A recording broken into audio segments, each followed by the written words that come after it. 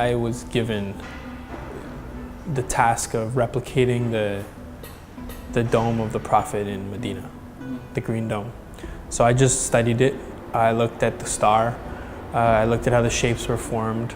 I redrew it a number of times. I figured out how that geometry is drawn. I put it in a 3D software, 3D modeled the dome, projected the geometry on it, studied the intersection points, printed it out at scale, each shape at scale, and then went in the dome and started to feel how those shapes would fit and how they would morph as they're applied from linear to spherical. So it was a whole process of it was a process of taking this original inspiration and trying to figure out the ways to play with it. And so the final design deviates from the original Medina dome because of the size and scale of this dome.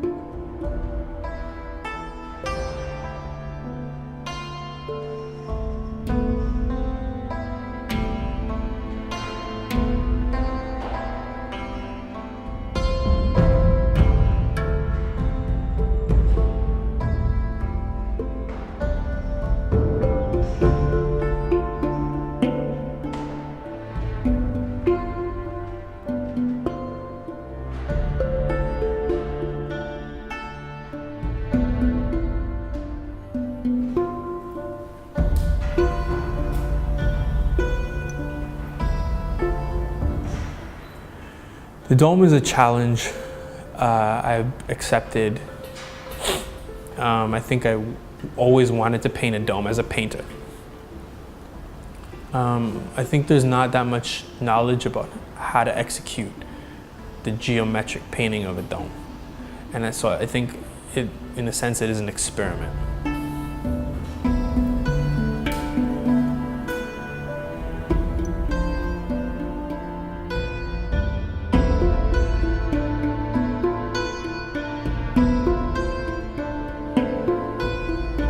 They wanted a replica of the Medina, the green dome. And so it's a 16-pointed star. And the geometry, the geometry itself, when it's applied to different sized radius, changes as it's applied onto the surface. So even though it's an attempted replica, it's really not. The geometry had to be redeveloped to fit the space. And my role is to realize the kind of the goals that they have on the interior of this dome.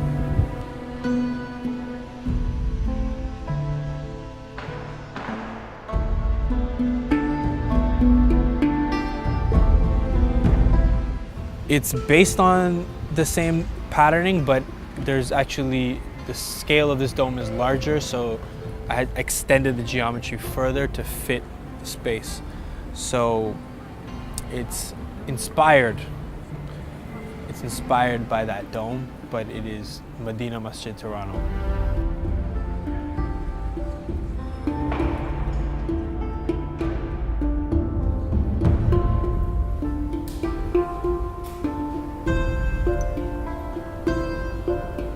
process began with studying how Michelangelo did the Sistine Chapel. And he used a stencil form. So I decided I would try the stencil. So I literally stenciled the shapes onto the wall and then started taping. And then I used lasers to make sure my horizontals and my verticals were connected. But I mean, I realized that the dome uses 3 radiuses. The radius changes 3 times as it moves across, versus the architectural plans for it only had a 1 radius consistent. So the actual the geometry that I designed for projection did not suit the actual curvature of the dome. So there were plenty of improvisations that had to be made. And so using lasers was the way to kind of ensure that the improvisation still matched up.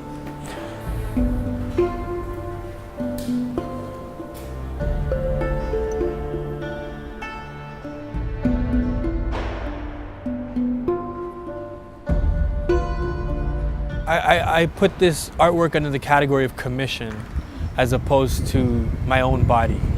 Because when it's your own body, you have an idea and you just have to find any medium you can to get it out until you find a process that works and you multiply it. This was a different approach. This geometry exists. It's a traditional sacred geometry.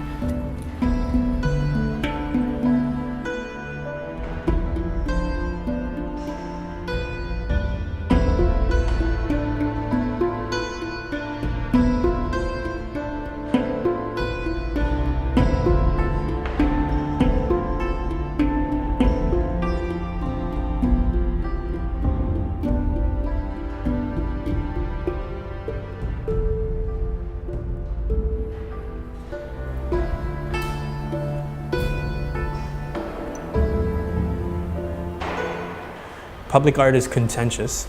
You have a lot of people who want to control what goes on the walls. And I've seen a lot, I think that's one of the most interesting things about creation of murals is who comes out of the woodwork to say they want control. And so you have people that are actually want to control the process, like who's present, who's part of it, is it secure, health, whatever, safety. And then you have people that want to control the content, the colors or the images, the symbols, the representation, the precision. So nothing really surprises me. Like within all of those variables, you're gonna have somebody who is blowing the whistle at some point. And I try my best to be diplomatic, to give as much warning and be as planned as possible to like see those, but you can never cover all the bases because there's always going to be somebody who sees something from their perspective that they want a say about, to make a statement about. So I don't see it as an obstacle, I just see it as another unpredictable event that happens in these projects.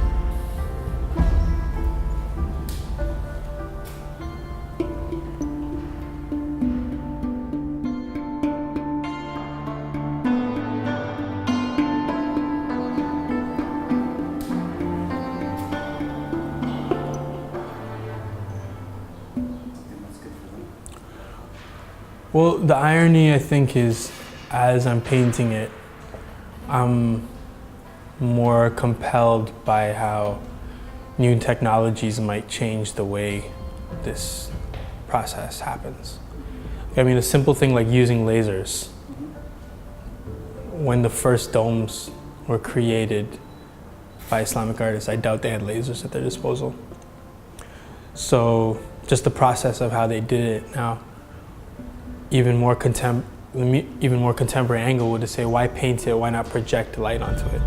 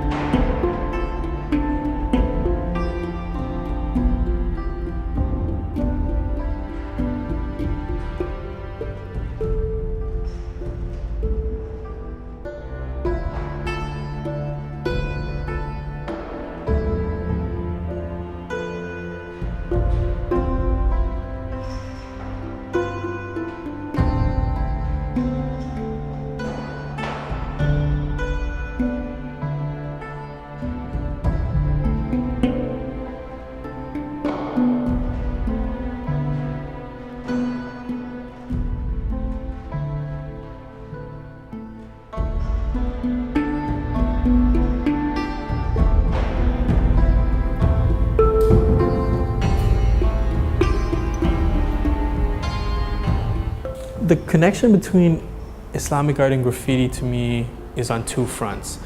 And I think like for me, there's one is the connection between lettering, the formal pursuit of a letter form that whose style represents the meaning of the word, and the beauty of Arabic calligraphy and the beauty of different fonts within graffiti itself. There's that relationship, that pursuit.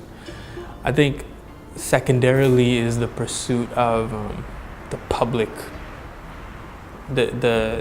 presence of calligraphy. So graffiti obviously has its public presence. It's best served on a wall, illegally or legally. You see it spatially, it takes a form. And I think like the calligraphy that by and large I'm exposed to in my life as a Muslim is in the masjid or outside of the masjid, and it's the way, the scale of the letters and the way that the space is impacted by those forms. So there's this kind of spatial relationship that I think relates to graffiti. But the medium, the intention, those things are very different.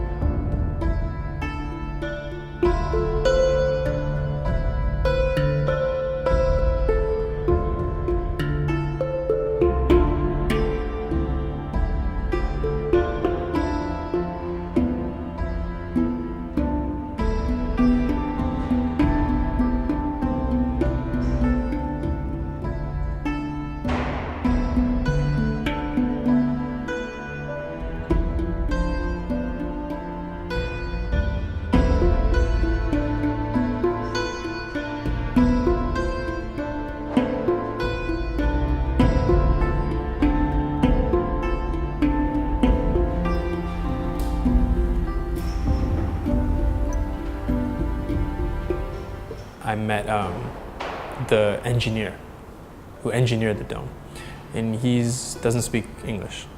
And he came in and he looked at the work and he said he really likes the progress, but he came in and showed me some ways that I can make sure that all my shapes are properly proportioned as I hit, I'm only about a quarter way through, so as I hit the other stages. And so that was extremely amazing education for me. I didn't really look at the ways that I could apply geometry as opposed to my process, which was create the geometry and project it on. His was use the site to develop the geometry. And I think that would have resulted in a different product, or very similar products, but a different process. So, the contractors told me there's another dome on the horizon. And so, inshallah, I'll use this new knowledge of how to create the process in the next iteration of the dome.